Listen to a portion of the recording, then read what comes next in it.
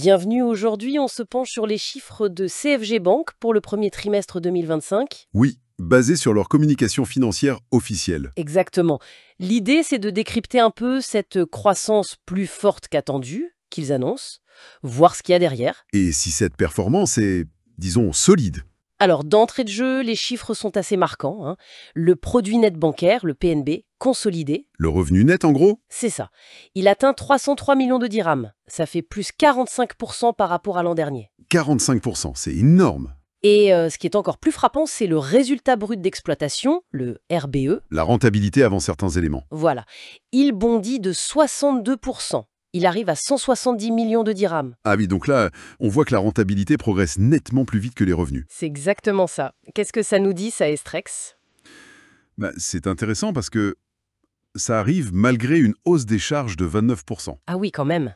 Donc ça suggère soit une amélioration assez nette de l'efficacité opérationnelle, D'accord. soit un mix d'activités qui était particulièrement porteur sur le trimestre. Ou les deux. Ou les deux, D'accord. Ils maîtrisent mieux leurs coûts ou alors ils gagnent plus sur ce qu'ils font. en quelque sorte, oui. Alors, si on regarde ce qui tire l'activité, les crédits à la clientèle, Oui, ça grimpe de 22% sur un an.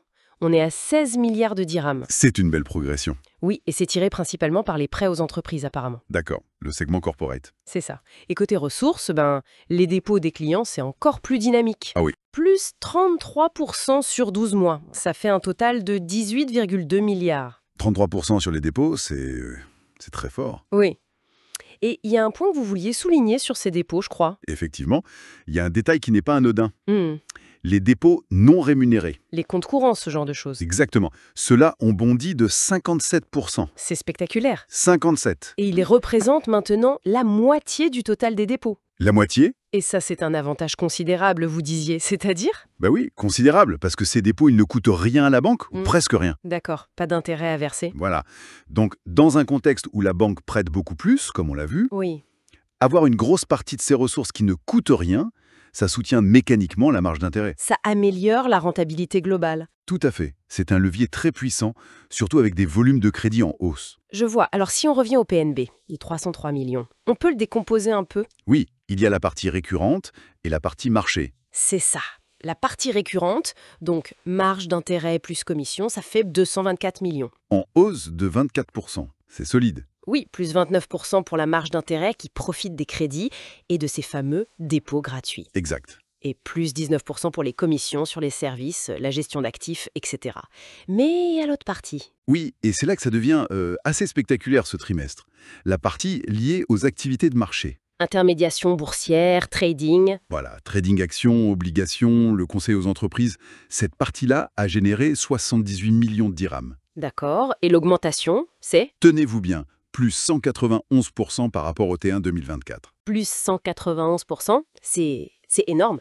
Comment ils expliquent ça? La banque dit que c'est dû à des conditions de marché, actions et obligations, qui étaient très favorables au premier trimestre. Très favorable, d'accord. Mais du coup, ça pose la question de la durabilité, non? C'est pas un peu trop beau?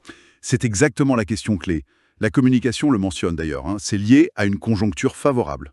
Donc on peut pas forcément compter là-dessus tous les trimestres. Disons qu'il faut se demander quelle part de cette performance est vraiment structurelle et quelle part est juste liée à ce contexte de marché très porteur. Ça introduit forcément une part de volatilité potentielle dans les revenus futurs. Je comprends. Malgré ça, la banque semble confiante pour la suite de 2025. Ils maintiennent leurs objectifs. Oui, ils anticipent toujours une croissance rapide de l'activité. Ils visent un RBE en hausse de plus de 25% sur l'année D'accord? et un résultat avant impôt, le RAI, qui progresserait de plus de 20%. Ça reste très ambitieux. Très ambitieux, oui. Mais il y a une nuance sur le résultat net final, c'est ça? Oui, attention. C'est un point technique mais important. La banque signale qu'elle a épuisé ses déficits fiscaux reportables. Ah, les pertes passées qu'on utilise pour payer moins d'impôts. C'est ça. En gros, elle pouvait réduire sa facture d'impôt sur les sociétés, l'IS. Maintenant, c'est fini. Donc elle va payer l'IS plein pot, comme on dit. Exactement. Et la conséquence directe, c'est que même si le résultat avant impôt, le RAI, augmente bien, Oui. le bénéfice net après impôt, celui qui revient aux actionnaires, le fameux RNPG, Résultat net part du groupe, oui. eh bien, lui, il progressera moins vite que le RAI en 2025. D'accord.